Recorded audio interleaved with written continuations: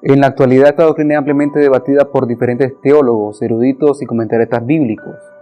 Hay una parte significativa de cristianos que están a favor de esta doctrina y otras que simplemente la niegan. Pero sabemos perfectamente que las opiniones van y vienen, y nos corresponde saber y conocer qué es lo que nos dice la Biblia al respecto. ¿Es la doctrina del rapto una doctrina de invención, producto de la invención humana? ¿Es producto de la mala interpretación de ciertos pasajes de la Biblia? ¿O es una doctrina que la Biblia enseña legítimamente? Eso es lo que veremos a continuación en este video. Hola, ¿cómo estás? Si eres nuevo, mi nombre es Kevin Hastin Dávila y esto es Pura Biblia TV.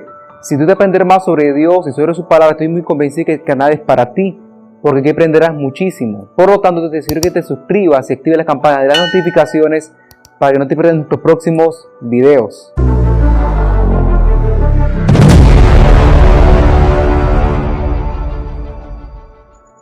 La doctrina del rapto fue enseñada por primera vez por John Derby en el siglo XIX en la ciudad de Portsmouth. En esta ciudad específicamente, John Derby se reunía con los ricos y los nobles de la ciudad para compartir sus estudios bíblicos. Ante esto es pertinente preguntarnos quién fue John Derby. Bueno, John Derby era un evangelista anglo-irlandés, quien se le considera como el padre del dispensacionalismo moderno y el futurismo. Él fue quien tomó también los textos de la Biblia en el hebreo y el griego e hizo una traducción de la Biblia nueva, la cual se conoció como las Sagradas Escrituras, nueva traducción de sus lenguas originales. John Derby también ejerció como pastor, teólogo y escritor. Algo que tampoco podemos ignorar con respecto a la doctrina del rapto es que esta afronta ciertos problemas históricos. Por ejemplo, no es reconocida por ninguna de las grandes confesiones de la iglesia cristiana, tales como la iglesia católica, la iglesia ortodoxa o la iglesia protestante. Algunas personas dicen de que esta doctrina fue inventada por John Derby con el propósito de restarle relevancia e importancia y a la vez veracidad bíblica. Lo que sí es cierto fue de que John Derby fue quien se encargó de sistematizar y esclarecer la doctrina. El simple hecho de que no sea reconocida por las diferentes confesiones de la iglesia cristiana no significa que esta doctrina sea falsa. Ahora que hemos hablado de los problemas históricos de la doctrina, el negar esta doctrina también supone la aparición de ciertos problemas de carácter teológico y escatológico en la interpretación de los textos de la Biblia. Y de esos problemas hablaremos al final de este video, así que te recomiendo que te quedes y lo veas hasta el final. Para saber de qué estamos hablando exactamente, en ese video responder la siguiente pregunta. ¿Qué es la doctrina del rapto o el arrebatamiento de la iglesia? Bueno, es la enseñanza en la cual nos da a conocer de que Dios en un momento dado de repente arrebatará a su pueblo súbitamente para libertarle de los juicios postreros. Y algo muy importante, que el rapto no se debería confundir jamás con la segunda venida de Cristo. ¿Por qué? Porque la diferencia esencial de todo evento es la siguiente, de que el rapto de la iglesia viene Dios por su iglesia, y en la segunda venida de Cristo, Jesucristo vendrá con los santos, con la iglesia, a poner los pies sobre la tierra. Ahora que hemos aclarado este punto bastante esencial, nos resta tocar y ver qué es lo que nos dice la Biblia sobre el rapto de la iglesia. Una mención clara sobre el arrebatamiento de la iglesia se da en 1 Tesalonicenses capítulo 4, versículos del 13 al 18. Así que a continuación leeremos y versículos 17 y 18. Luego nosotros, los que vivimos, los que hayamos quedado, seremos arrebatados juntamente con ellos en las nubes para recibir al Señor en el aire. Y así estaremos siempre con el Señor. Por tanto, alentados los unos a los otros con estas palabras. La palabra o el vocablo para la palabra arrebatamiento en el griego koiné es arpazo. Este término era ampliamente conocido entre los pescadores, debido a que cada vez que ellos tiraban las redes, la acción de tirar las redes y sacarlas de repente se le llamaba arpazo. Ahora, para poder entender mejor el término, es necesario hacer un ejemplo. Supongamos de que usted es un padre de familia y está en el segundo piso de una casa, y en ese lugar su hijo está cerca de la escalera. Entonces usted viene como padre, se levanta rápidamente y toma a su hijo súbitamente para rescatarle de un posible accidente que le podría pasar en ese momento.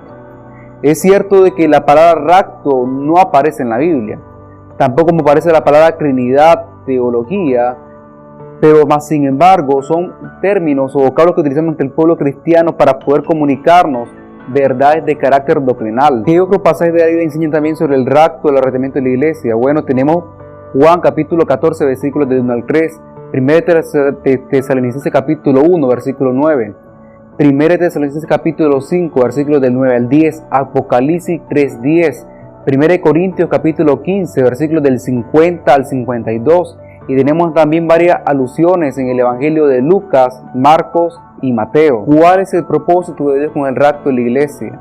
Bueno, antes de responder esta pregunta, leeremos algunos pasajes de la Biblia para que la Biblia por sí misma nos responda esta pregunta. Tenemos en primer lugar 1 Tesalonicenses capítulo 1, versículo 10. Y esperar de los cielos a su Hijo, al cual resucitó de los muertos, a Jesús, quien nos libra de la ira venidera. 1 Tesalonicenses capítulo 5, versículos del 9 al 10. Porque no nos ha puesto Dios para ira, sino para alcanzar salvación por medio de nuestro Señor Jesucristo, quien murió por nosotros para que ya sea que velemos o que durmamos, vivamos juntamente con Él. Y por último tenemos Apocalipsis capítulo 3, versículo 10, que dice lo siguiente: por cuanto has guardado la palabra de mi paciencia, yo también te guardaré de la hora de la prueba que va a venir sobre el mundo entero, para probar a los que moran sobre la tierra. La lectura de estos pasajes bíblicos nos deja en claro que el propósito de Dios con el rapto de la iglesia es de librar al pueblo cristiano de los juicios venideros en los últimos tiempos, tales como los 7 sellos, las 7 copas de la ira, las 7 trompetas y las 7 plagas. Cabe destacar algo muy importante, de que el número 7 en cada uno de estos eventos es un preludio entre el uno y el otro. Otra pregunta importante a la cual tenemos que responder es ¿cómo será el arrebatamiento de la iglesia? Y para ello leeremos 1 Corintios capítulo 15, versículos de 59 al 52, que dice de la siguiente manera: he aquí os digo un misterio, no todos dormiremos, pero todos seremos transformados en un momento, en un abrir y cerrar de ojos a la final trompeta, porque se tocará trompeta y los muertos serán resucitados incorruptibles y nosotros seremos transformados. En otras palabras, este evento se dará de un momento a otro, será un evento totalmente inesperado y espontáneo. Se dará en un abrir y cerrar de ojos y no dilatará ni siquiera un segundo. Problemas escatológicos o bíblicos al negar la doctrina del rapto. Promesas que están hechas en la palabra del Señor en 1 Tesalonicenses capítulo 1, versículo 10, capítulo 5, versos del 9 al 10 y Apocalipsis 3, 10 quedan sin cumplimiento.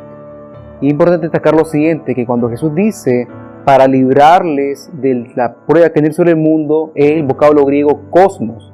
Y la palabra cosmos implica mundo y significa todo lo que forma parte de un conjunto.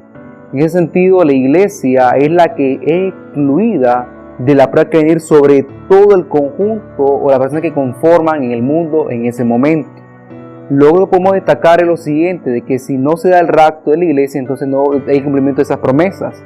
Y en ese contexto es más plausiblemente verdadero creer de que el rapto es una doctrina legítimamente bíblica que negarla y decir que simplemente es algo producto de la invención humana.